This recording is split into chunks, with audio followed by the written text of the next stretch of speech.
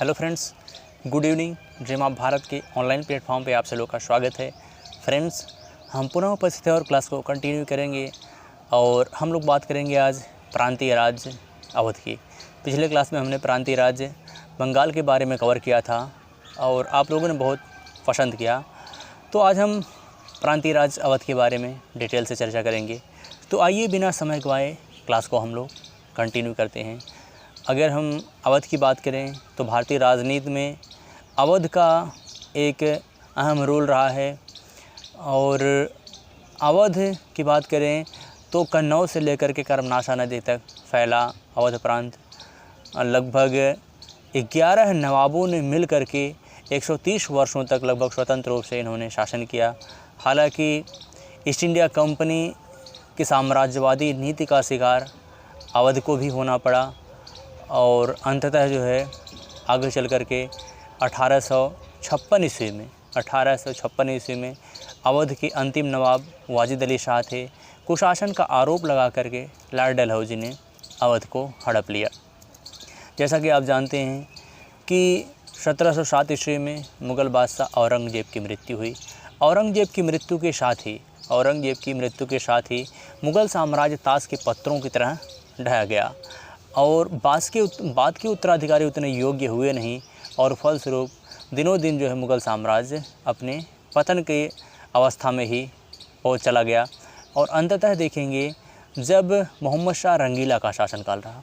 मोहम्मद शाह रंगीला 1719 से लेकर के 1748 तक का शासनकाल रहा मोहम्मद शाह रंगीला।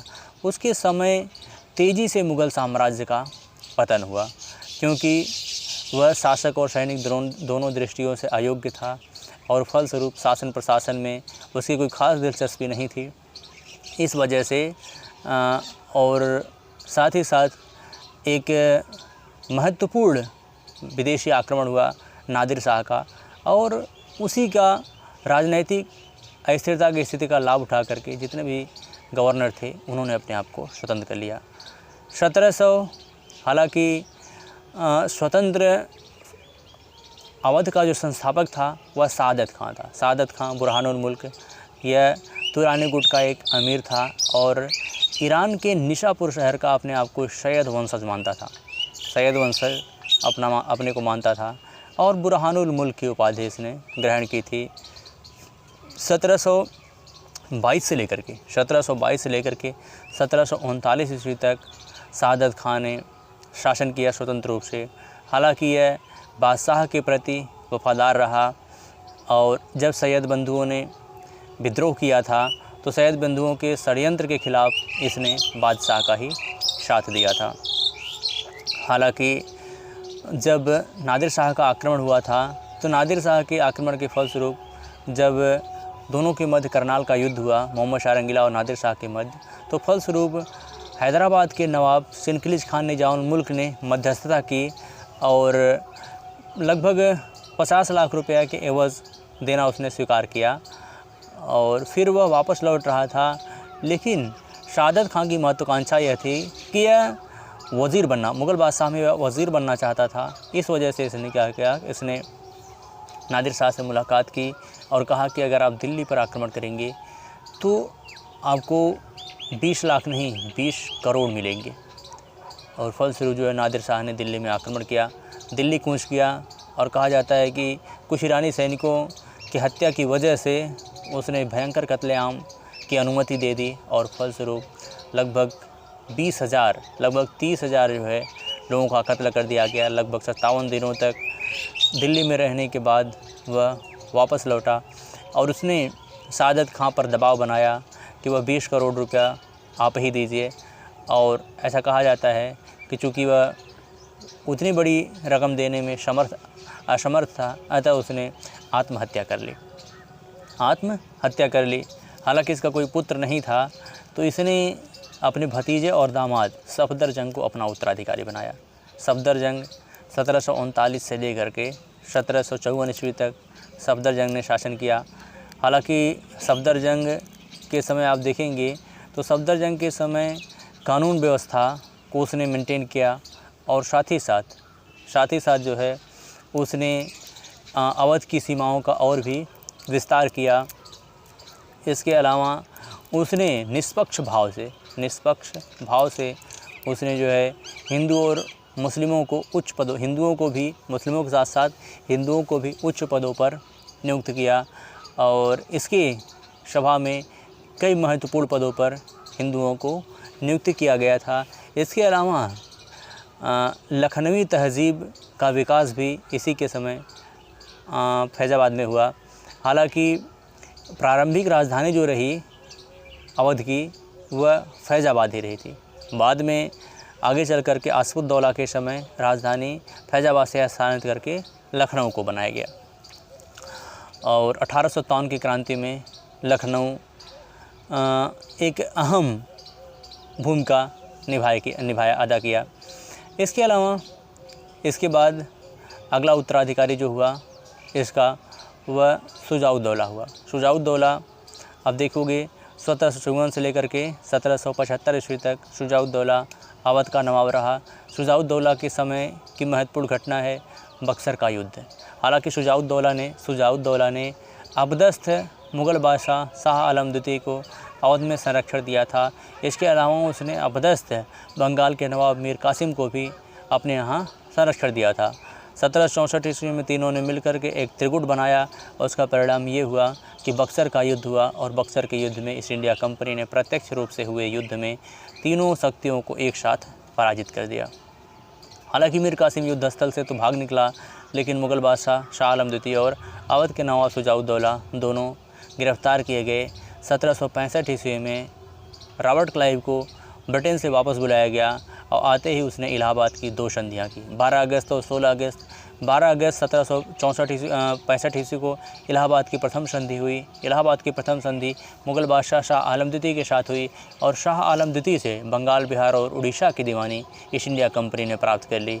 और उसके अलावा इलाहाबाद की दूसरी संधि जो हुई वह 16 अगस्त 1765 ईस्वी को हुई और इलाहाबाद की द्वितीय संधि के फलस्वरूप जो है इलाहाबाद और कड़ा का क्षेत्र लेकर के अवध के नवाब से लेकर के उसको मुग़ल बादशाह शाह आलम द्वितीय को दे दिया गया। इसके अलावा उसने जो है अवध के नवाब शुजाउद्दौला से 50 लाख रुपया युद्ध जाने के रूप में भी वसूल किया। हालांकि आगे चल कर के लगभग जो है शुजाउद्दौला ने 75 तक शासन किया, तो बाद में वारेन हेस्टिंग्स के समय पुनः एक मोटी धनराशि लेकर के इलाहाबाद और कड़ा का क्षेत्र जो है उसे वापस कर दिया गया था शुजाउद्दौला को। और बदले में जो है शुजाउद्दौला ने आश्वासन दिया कि वह रुहेलों से जो है वह कंपनी की रक्षा करेगा और इसने रुहेला सरदार हाफिज़ रहमत खां की आक्रमण करके जो है हत्या कर दी थी। फिर इसके बाद शुजाउद्दौला के बाद अगला जो नवाब हुआ वह आसिफुद्दौला हुआ।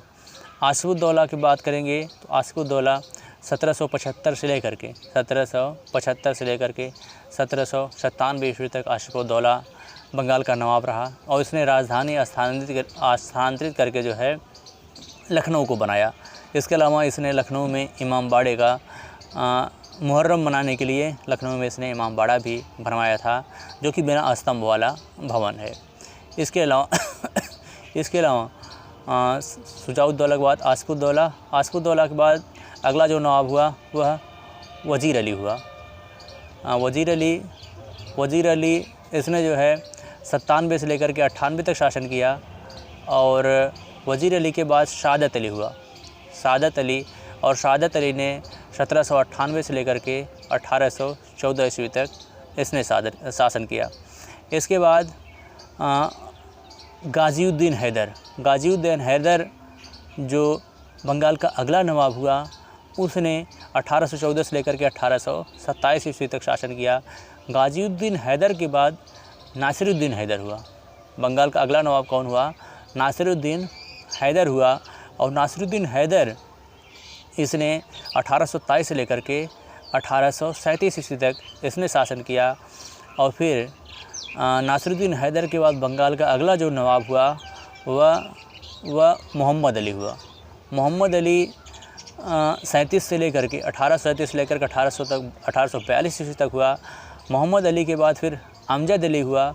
अमजद अली बंगाल का नवाब, यह 1842 से लेकर के 47 ईस्वी तक शासन किया। अमजद अली के बाद अगला जो बंगाल का नवाब हुआ अंतिम, वह वाजिद अली हुआ। वाजिद अली शाह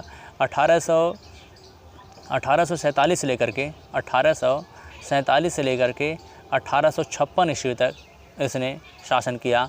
वाजिद अली शाह अवध के अंतिम नवाब रहे और इन्हीं के समय आउटरम की रिपोर्ट के फलस्वरूप जो है लॉर्ड डलहौजी ने अवध पर कुशासन का आरोप लगा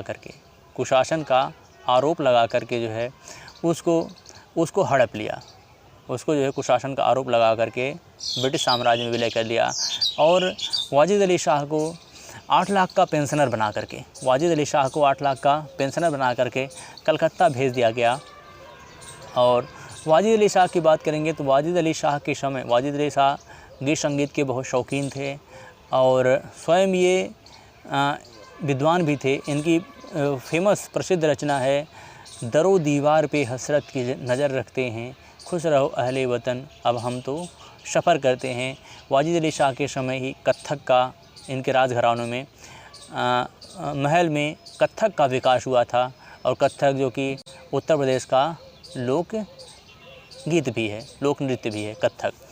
और 1857 की जब क्रांति हुई तो फलस्वरूप 1857 की क्रांति में लखनऊ से बेगम हजरत महल और उनका अल्पवयस्क पुत्र विरदिश कादिर ने लखनऊ से 1857 की क्रांति का नेतृत्व किया। हालांकि कुछ समय तक लखनऊ पर अधिकार करने में भी वो सफल रही बेगम हजरत महल, लेकिन आगे चल कर के हडसन और निकलसन के द्वारा